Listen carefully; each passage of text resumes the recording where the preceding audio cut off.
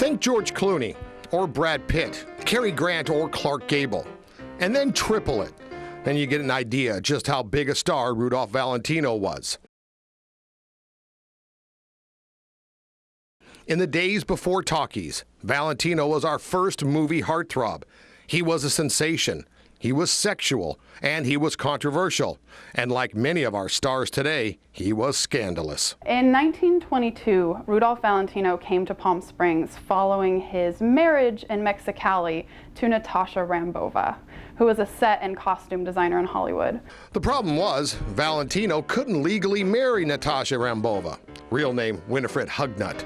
Though he was divorced at the time, California law said you had to be divorced for at least a year before you could remarry.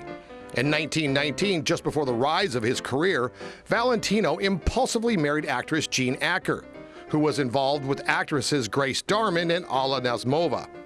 Acker became involved with Valentino in part to remove herself from the lesbian love triangle. Quickly regretting the marriage, she locked Valentino out of their room on their wedding night. The couple separated soon thereafter, and the marriage was never consummated. The couple, though, remained legally married until 1921. The same year, Valentino married Rambova, which is bigamy. There was a big deal about it. Like, the law was actually seeking witnesses, and they were going to really prosecute Valentino for this really big deal. The Valentinos spent their honeymoon in Palm Springs at the Palm Springs Hotel. The hotel at that time was under the ownership of sisters Cornelia and Florilla White. Florilla, a friend of the newlyweds, hosted the couple in her cottage. And she said that no, they never consummated, that actually Florilla was in the bedroom with Winifred, or Natasha Rambova, the night of their wedding. So they never actually consummated it. It wasn't a real wedding, so he couldn't be found guilty. But as it turns out, the Sheik actually did spend a lot of time here in the desert, though not with any of his wives. Valentino was a frequent visitor to Palm Springs. He was actually pretty good friends with a hermit that lived in Palm Canyon named Pester. We have a few photographs of them together.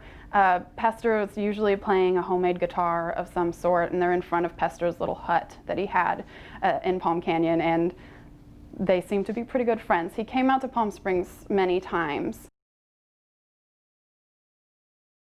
So was Valentino a bigamist? Or were the marriages of the movie star all just a front? No one really knows. Rudolph Valentino died in 1926 at the age of 31, just about the time silent pictures and silent picture stars were fading away. But we do know the stars were already coming to the desert in 1921, and so were their scandals.